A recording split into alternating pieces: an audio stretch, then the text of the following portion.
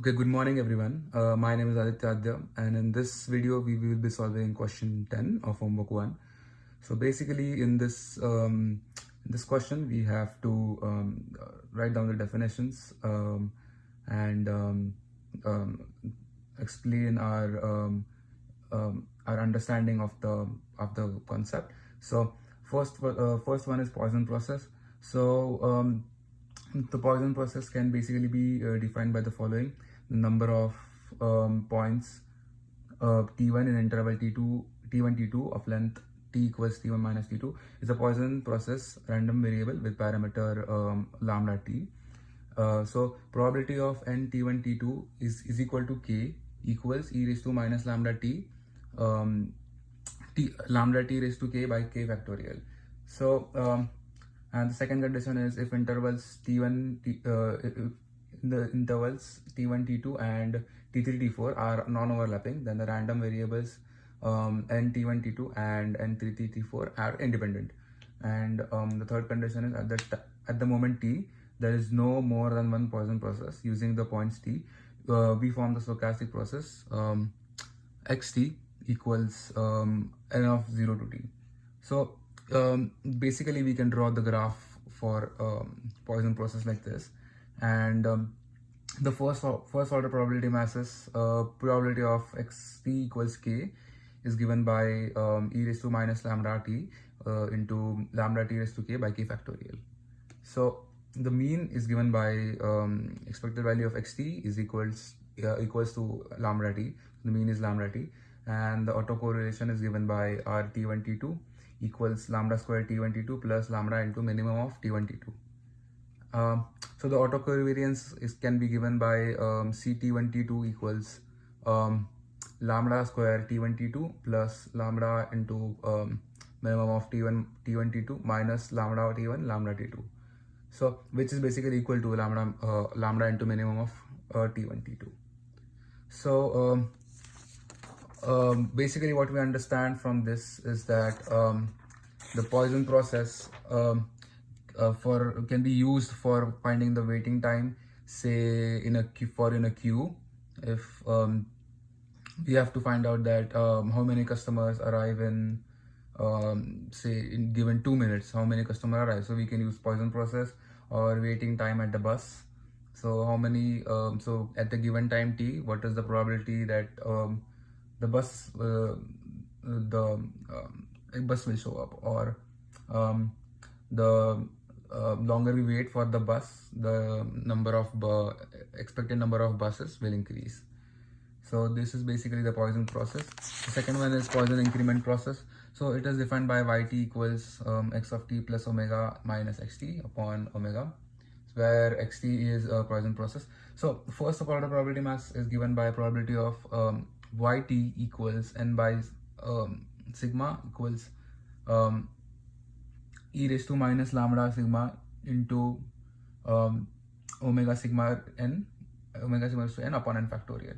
And mean is given by expected value of yt equals lambda, and autocorrelation can be given by rt1 t2 equals lambda square when t1 mod of t1 minus t2 is greater than or equal to omega, and lambda square plus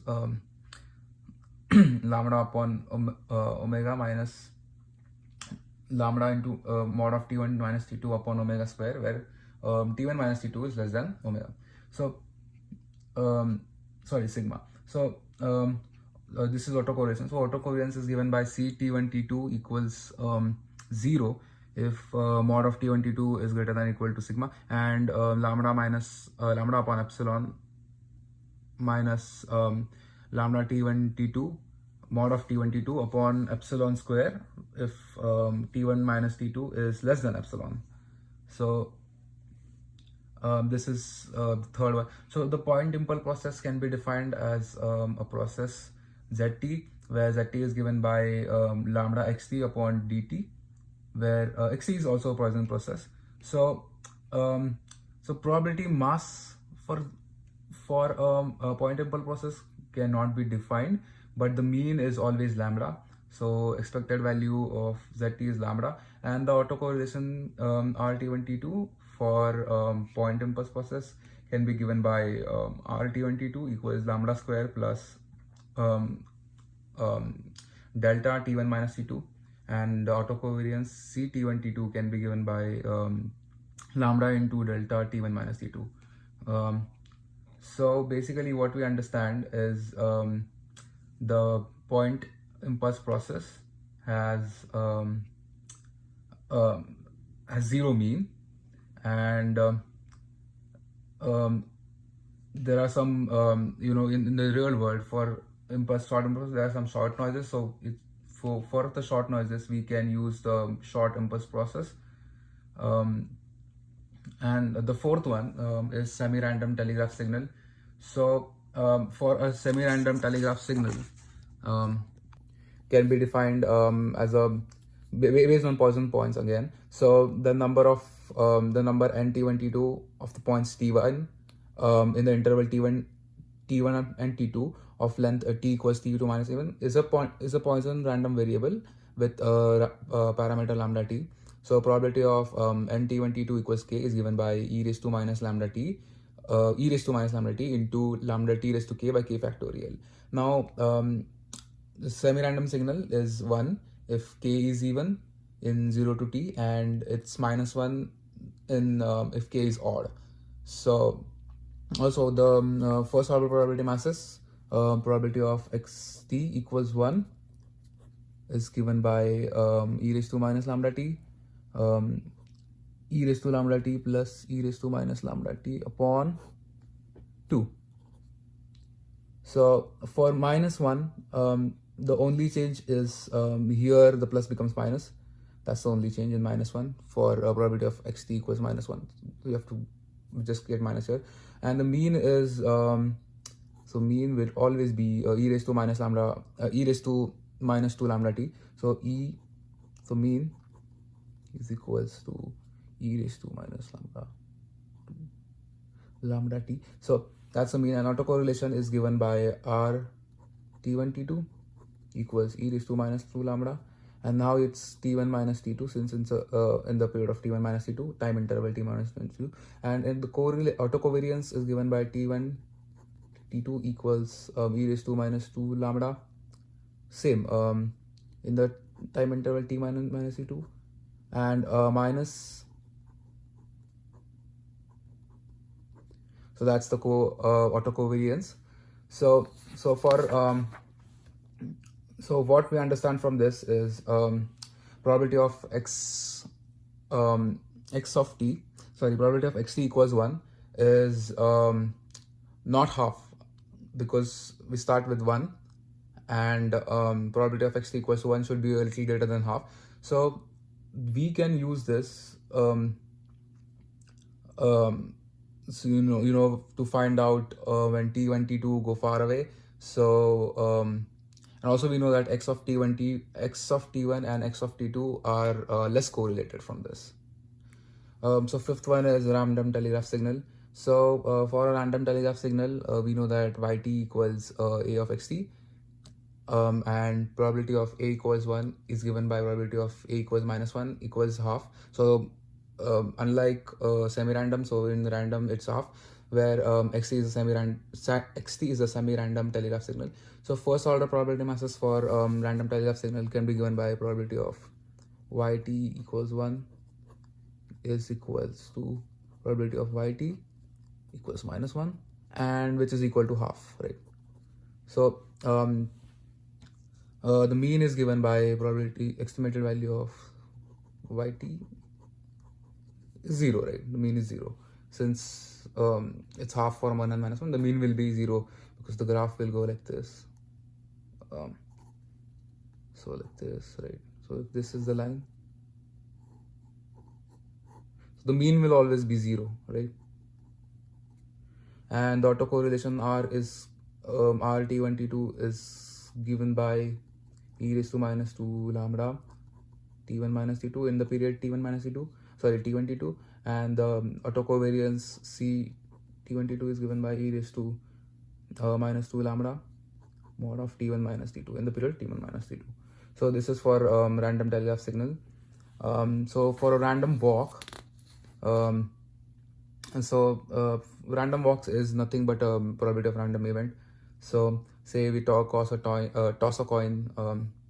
n for k times, then so xn the function x and t is given by ks minus n minus k into s, so which is basically 2k minus n into s times. So the first order probability mass can be given as for a random walk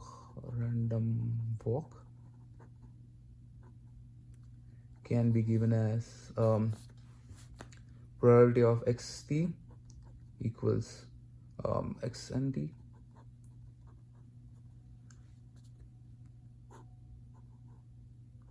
So in combination of n and n plus r by 2 and into 1 by 2n, 1 upon 2 raised to n. So this is for or nt less than 1 less than n plus 1 into t. So that is the first order probability, and the mean is obviously 0. The autocorrelation can be given as r_t1 t2 equals minimum of n comma n into s square, and the covariance t1 t2 is also given by minimum of n comma m into s square.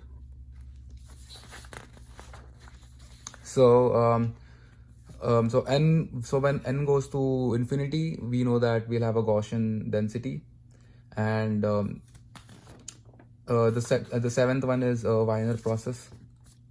All right. So for Wiener process, we have Wt equals limit t tends to 0.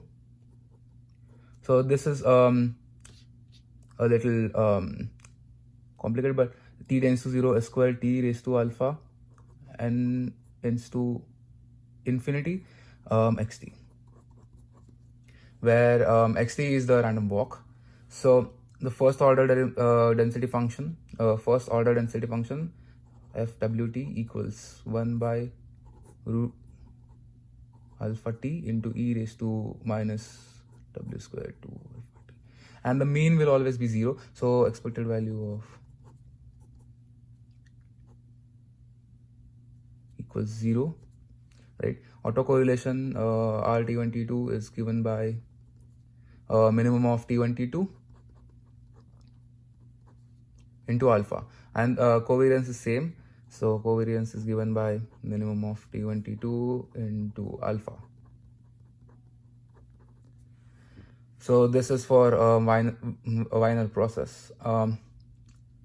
So this concludes our first video. Thank you so much for watching.